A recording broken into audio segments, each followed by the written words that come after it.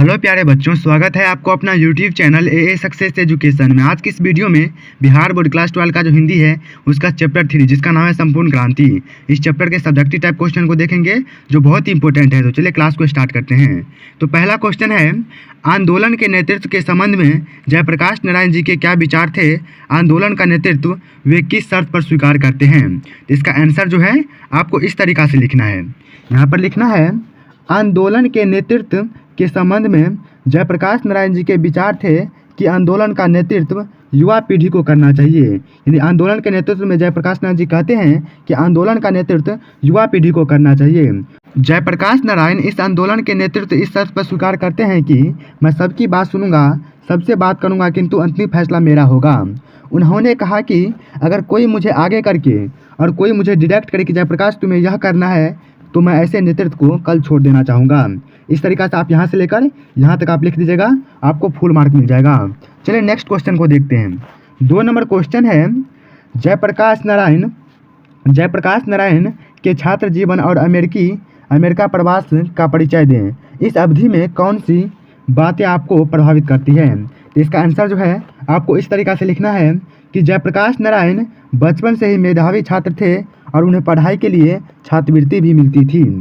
1921 ईस्वी में पटना कॉलेज से ISC की परीक्षा पास करने के पश्चात 1922 ईस्वी में BA की पढ़ाई के लिए वे अमेरिका चले गए। यहाँ तक आपको लिख देना है। अब आगे देखते हैं। आगे लिखना है, अमेरिका में अपनी पढ़ाई पूरी करने के लिए उन्होंने वहाँ बागानों में, कारखानों में, होटल, रेस्टोरेंट और शूज एंड पार्लर में जूता साफ करने तक का काम किया। वह अमेरिकी लड़कों के साथ कमरा साझा करते थे और रविवार के दिन होटल और रेस्टोरेंट में बर्तन धोने का काम करते थे। इस अवधि में शिक्षा के प्राप्ति के लिए जो उनकी लगन और उनका संघर्ष था उसने मुझे बहुत प्रभावित किया। यहाँ तक आपको आंसर लिख देना है। यहाँ से स्टार्ट करना है और यहाँ तक लिखना है, यहाँ तक लास्ट कर देना है। चलिए नेक्स्ट क्वेश्चन को देखते हैं। 3 नंबर क्वेश्चन है, जयप्रकाश नारायण कम्युनिस्ट पार्टी में क्यों नहीं शामिल हुए? इसका आंसर जो है आपको इस तरीक़ा से लिखना है कि जयप्रकाश नारायण ने 1924 में जिस वर्ष लेनिन की मृत्यु हुई थी, मार्क्सवादी विचारधारा को अपनाए थे। वो जयप्रकाश नारायण 1924 ईस्वी में जिस वर्ष लेनिन की मृत्यु हुई थी, उन्होंने मार्क्सवादी विचारधारा को अपनाए थे और एक कट्टर कम्युनिस्ट बन गए। किंतु जब वह भारत लौटे तो उन्होंने देखा कि यहाँ देश की आज़ादी का लड़ाई का नेतृत्व तो कांग्रेस कर रही है। लेनिनवाद के अनुसार जो कोई कम्युनिस्ट है उसे अपने देश की आज़ादी की लड़ाई में अवश्य भाग लेनी चाहिए, उससे कतई दूर नहीं रहना चाहिए। इसलिए जयप्रकाश नारायण कम्युनिस्ट पार्टी में शामिल न होकर कांग्रेस में शामिल हो गए। इसी तरह का आपको आंसर लिख देना है। चलिए नेक्स्ट क्वेश्चन को देखते हैं। 4 नंबर क्वेश्चन है, बापू और नेहरू की किस विशेषता का उल्लेख JP यानी जयप्रकाश नारायण ने अपने भाषण में किया है? इसका आंसर लिखना है, बापू और नेहरू की एक दूसरे को समझने और अपनी बात दूसरों को समझाने के विशेष गुण का उल्लेख JP यानी जयप्रकाश नारायण जी ने अपने भाषण में किया है। वह कहते हैं कि असहमति बापू और नेहरू से भी उनकी कई बातों हुई पर भी किंतु हालात कभी भी क्रांति की नहीं बनी। वो लोग बहुत ही आदर्श और प्रेम से मेरी बात सुनते थे और अपनी बात मुझे समझाते थे। इस तरीक़ा से आपको आंसर लिख देना है। चलिए नेक्स्ट क्वेश्चन को देखते हैं। बहुत ईजी लैंग्वेज में आपको यहाँ पर लिख कर लाए हैं, तो चलिए सभी क्वेश्चन को कर लेते हैं। तो 5 नंबर क्वेश्चन है, भ्रष्टाचार की जड़ क्या है? क्या आप JP जयप्रकाश नारायण जी से सहमत हैं? इसे दूर करने के लिए क्या सुझाव देंगे? इसका आंसर लिखना है आपको, जयप्रकाश नारायण तत्कालीन सरकार की गलत नीतियों को भ्रष्टाचार का जड़ मानते हैं। जयप्रकाश नारायण जी हैं वो तत्कालीन सरकार की जो गलत नीतियां हैं उनको भ्रष्टाचार का सबसे मुख्य जड़ मानते हैं। पूंजीपति लोग रिश्वत देकर दफ्तर, बैंकों और कार्यालयों में काम करवा रहे हैं। चलिए नेक्स्ट क्वेश्चन को आप देख लेते हैं। 6 नंबर क्वेश्चन है, दलविहीन लोकतंत्र और साम्यवाद में कैसा संबंध है? इसका आंसर आपको इस तरीक़ा से लिखना है कि दलविहीन लोकतंत्र सर्वोदय का मुख्य राजनीतिक सिद्धांत है और मार्क्सवाद तथा लेनिनवाद के मूल सिद्धांतों में से एक है। मार्क्सवाद के अनुसार समाज जैसे जैसे साम्यवाद की ओर बढ़ता जाएगा वैसे वैसे राज्य स्टेट का क्षय होता जाएगा और अंत में एक स्टेट लाइज सोसाइटी कायम होगी जो निश्चित रूप से दलविहीन होगी। इस तरीक़ा से आपको आंसर लिख देना है। चलिए 7 नंबर क्वेश्चन को देख लेते हैं। 7 नंबर क्वेश्चन है, जयप्रकाश नारायण यानी संघर्ष समितियों से जयप्रकाश नारायण जी क्या अपेक्षाएं हैं, यानी संघर्ष समितियों से जयप्रकाश नारायण जी की क्या अपेक्षाएं हैं। तो इनका आंसर जो आपको इस तरीक़ा से लिखना है संघर्ष समितियों से जयप्रकाश नारायण जी की निम्न अपेक्षाएं हैं। आपको 3 ठो लिख देना है। तो चलिए तीनों को देख लेते हैं। आपको इस तरीक़ा से लिखना है कि पहला नंबर देकर उनका काम होगा कि वह शासन के साथ साथ समाज के हर अन्याय और अनीति के विरुद्ध संघर्ष करेंगे। वह कहते हैं कि समाज में शासन के साथ साथ हर अन्याय जो अन्याय हो रहा है उसके खिलाफ और अनीति जो नीति के अंतर्गत नहीं आता है उसके विरुद्ध संघर्ष करेंगे।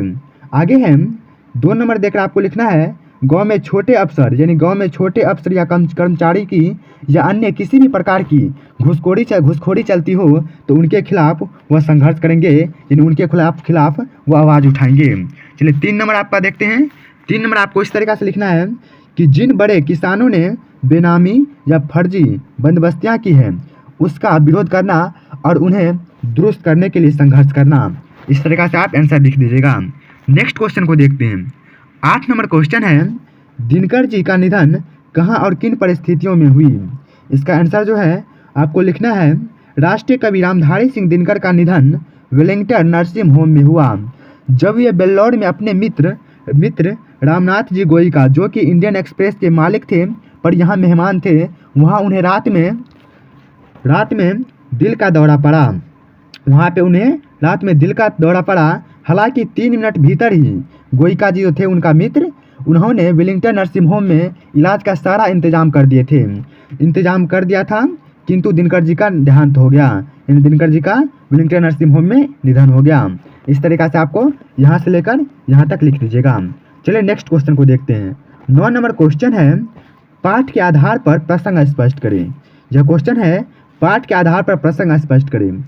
अगर कोई डेमोक्रेसी का दुश्मन है तो वो लोग दुश्मन है जो जनता के शांतिमय कार्यक्रम में बाधा डालते हैं, उनकी गिरफ्तारी करते हैं, उन पर लाठियां चलाते हैं, गोलियां चलाते हैं। इसके आपको विस्तार से लिखना है इसको।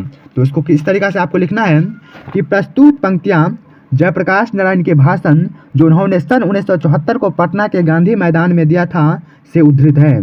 उस समय जो सरकार थी उसकी नीतियों और क्रियाकलापों की आलोचना करते हुए जयप्रकाश नारायण जी कहते हैं कि आज हम सभा भी नहीं कर सकते। सभा में आने वाली जनता को रोका जाता है, उन पर बल प्रयोग किया जाता है। यही वास्तव में डेमोक्रेसी के दुश्मन हैं। वो जयप्रकाश नारायण जी कहते हैं कि क्या आज हम सभा भी नहीं कर सकते। सभा में आने वाले जनता को रोका जाता है, उन पर बल प्रयोग किया जाता है, उन पर लाठियाँ चलाई जाती है। यही वास्तव में डेमोक्रेसी के दुश्मन है। डेमोक्रेसी में सभा करने का अधिकार जनता को ही प्राप्त है। जो व्यक्ति शांतिमय कार्यक्रम में भी बाधा डालते हैं, वह कार्यक्रम में आने वाले को बंदी बनाते हैं, उन पर लाठियां चलाते हैं। क्या अपराध है उनका? मात्र यही कि वे सभा में ही जाते हैं। अतः प्रजातंत्री के वास्तविक शत्रु यही है। चलिए नेक्स्ट क्वेश्चन को देखते हैं। 10 नंबर क्वेश्चन है पाठ के आधार पर प्रसंग स्पष्ट करें। व्यक्ति से नहीं, हमें तो नीतियों से झगड़ा है, सिद्धांतों से झगड़ा है, कार्यों से झगड़ा है। इसको आपको विस्तार में लिखना है। तो इसको कैसे लिखना है आपको यहाँ पर देख लीजिए। आपको लिखना है प्रस्तुत पंक्तियों जयप्रकाश नारायण जी के भाषण जो उन्होंने सन 1974 को पटना के गांधी मैदान में दिया था से उद्धृत है। जयप्रकाश नारायण जी ने अपने पटना के भाषण में यही कहा था कि आज जो कुछ भी देश में हो रहा है वह नीतिगत कम अस्वार्थगत अधिक हो रहा है।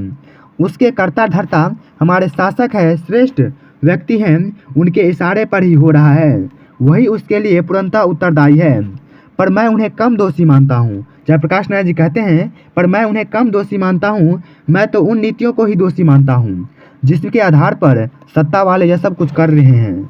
आगे आपको लिखना है अतः वास्तविक दोषी व्यक्ति नहीं मात्र नीतियाँ हैं। जयप्रकाश नारायण जी कहते हैं मेरा किसी व्यक्ति से झगड़ा नहीं है। जयप्रकाश नारायण जी कहते हैं कि मेरा किसी व्यक्ति से वास्तविक झगड़ा नहीं है, किसी व्यक्ति से झगड़ा नहीं है, चाहे वह इंदिरा जी हो या कोई और हो।